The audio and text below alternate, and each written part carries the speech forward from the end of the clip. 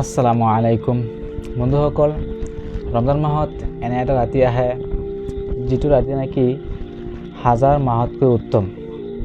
সেইটো হৈছে লাইলাতুল কদৰ। আল্লাহ তাআলা কোৰাণত কৈছে, লাইলাতুল কদৰ ইজ বেটাৰ দেন 1000 মান্থ। এই এটা ৰাতিত ইবাদত কৰিলে 83 বছৰৰ ইবাদতকৈ উত্তম। কিন্তু প্ৰশ্ন হৈছে যে এই ৰাতিটোত আমি কি ইবাদত কৰিম, কি ইবাদত কৰিব লাগিব। আজিৰ এই ভিডিঅ'টোত আমি সেই 5টা শক্তিশালী আমল কম, যি আমল কৰিলে আল্লাহ পাক আমালোকৰ গুনাহ মাফ কৰিব পাৰে ইনশাআল্লাহ। ভিডিঅ'টো শেষলৈ চাব। নম্বৰ 1 হৈছে লাইলাতুল কদৰত বেছিকৈ নফল নামাজ পঢ়া। সেইটো ৰাতিত আপুনি যিমান বেছি পাৰে সিমান নামাজ পঢ়িব পাৰিব। অৰ্থাৎ হৈছে নফল নামাজ পঢ়িব পাৰিব, তাহাজ্জুদ নামাজ পঢ়িব পাৰিব আৰু তওবাৰ নামাজ পঢ়িব পাৰিব। হাদিছত আছে, যি নাকি লাইলাতুল কদৰত ইমান আৰু সওয়াবৰ নিয়ত লৈ লাইলাতুল কদৰৰ নামাজ পঢ়িব, আল্লাহ পাক তেওঁৰ পিছফালে যিমান গুনাহ আছে সকলো গুনাহ কি কৰিব, মাফ কৰি দিব। সুবহানাল্লাহ। 2 নম্বৰ হৈছে বেছিকৈ দোৱা কৰা। এই ৰাতিটোত আল্লাহ তাআলাৰ বেছি সম্ভাৱনা থাকে দোৱা কবুল কৰা।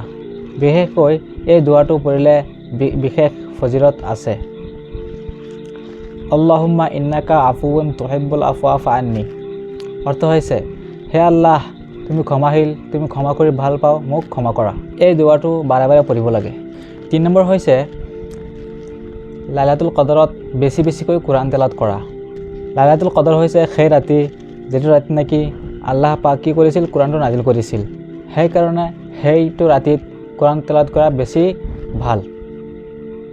কোৰাণ তেলাওয়াত কৰিব, কোৰাণ তেলাওয়াত শুনিব আৰু কোৰাণৰ তৰ্জমা বুজিব। এইবোৰ হৈছে অতি উত্তম আমল। নম্বৰ 4 হৈছে বেছি জিকিৰ কৰা। এই ৰাতিটোত আপুনি কি বেছি জিকিৰ কৰিব পাৰিব। সুবহানাল্লাহ, আলহামদুলিল্লাহ, আল্লাহু আকবাৰ, আস্তাগফিৰুল্লাহ।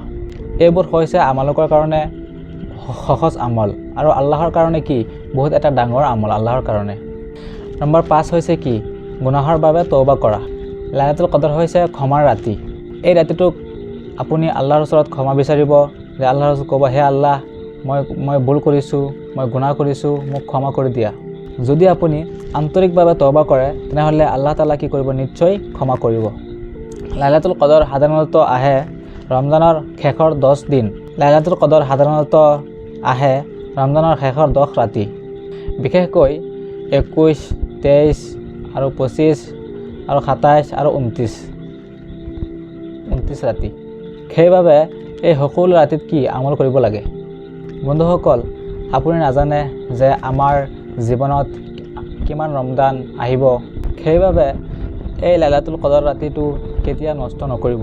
হয়তো এই এটা ৰাতিয়ে আমাৰ ভাগ্যটো কি কৰিব, সলনি কৰিব পাৰিব। সেইকাৰণে এই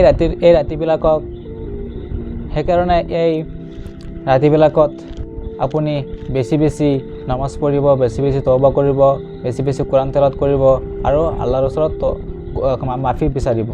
যদি আপুনি এই ধৰণৰ ইছলামিক ভিডিঅ' ভাল পায় তেন্তে এই চেনেলটো লাইক কৰক, শ্বেয়াৰ কৰক আৰু চেনেলটো ছাবস্ক্ৰাইব কৰি দিয়ক। আল্লাহ আমালোক সকলোকে লাইলাতুল কদৰৰ বৰকত দান কৰক। আমিন। আসসালামু আলাইকুম।